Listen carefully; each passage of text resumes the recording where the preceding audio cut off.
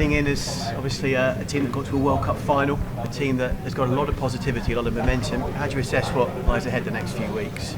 As any other Six Nations, a real tough tournament. Exciting times that are ahead of us. We want to use our experience from the summer and kick on. We want to get better. We want to improve. We want to play some good rugby and perform in this tournament. Eddie Jones was saying to us a couple of days ago about how it took a few weeks to kind of step away from rugby, get his head straight and get it all back ready after what happened in Japan. How were you and how are you now a few months on? No, I'm good now.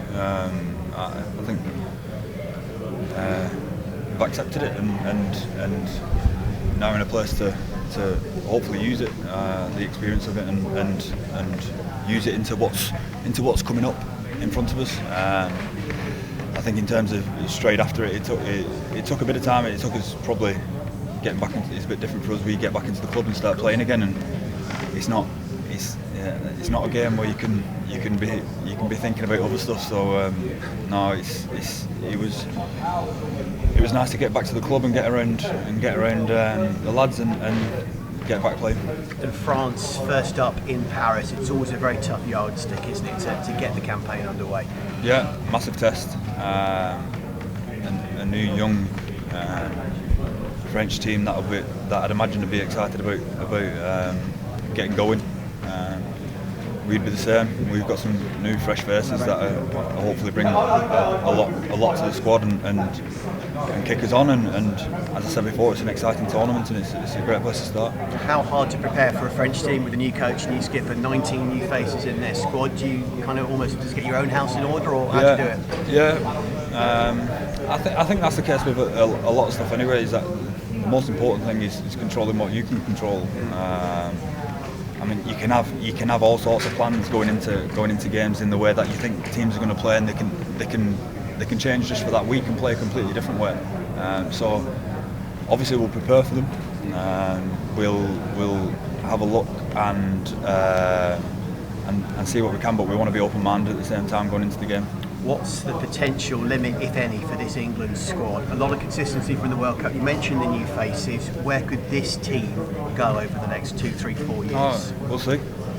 It's our job to work hard and to push it to see where that takes us. I don't think we should put a ceiling on it. As I said, I'm excited about us getting together. We'll have some good chats, I'm sure, over the next couple of days and see where we can take it. Now, and you've already mentioned to us off air about how we're not going to go directly onto the Saracen side of things. We fully respect that. I'll ask you about squad morale within the camp, if possible, please, given it has been potentially a slightly difficult and different preparation in light of recent years. Yeah, no, we've not met up yet. We get together today. We'll address it. We'll see where people are at with it. Because at the minute I'm not sure. I can't tell you. But what I will say is that this squad has come a long way in terms of being open and honest and upfront and getting things out there and sorting them out. And I think we've gone closer over the past however long we've been together now, and I think I'd back us to get it sorted pretty quickly and get on with what's important for us, which is the rugby. And just finally on that, in terms of compartmentalising it in your own brain and focusing on England and the communication aspect with the wider squad, are they key areas here to make sure that everything is knitted up and where it needs to be to try and win the Six Nations, given what's happened? As I said, we'll chat about it. We'll get it sorted, and we'll get on with what we're here to get on with, which is the rugby, and which I'm sure the squad are excited about. One word about the French. They have 3 more days training. Is it something that you regret? Then does it also give you the opportunity to look at what they do and how about the shape of the team and everything? They've had 3 more days training already. Is that what you mean? Yeah. Oh, I weren't aware of that. I don't think it's a regret. Yeah, we've not even got together. I'd imagine from playing for the weekend, the lads are now going to meet up and be raring to go, be raring to get stuck into working hard and putting ourselves in the best position we can to perform next week. Do you feel this is one of your biggest challenges as captain off the back of the World Cup, perhaps uniting the squad together as well as what's gone on sort of off the field as well? What, because of what? Just take the off the field matters out of it, just sort of off the back of coming back together after the World Cup final defeat.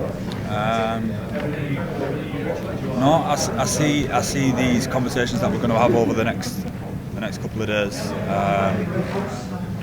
If it materialises in the way that everybody's thinking it is, in terms of outside, not inside, because we've not spoken about it yet.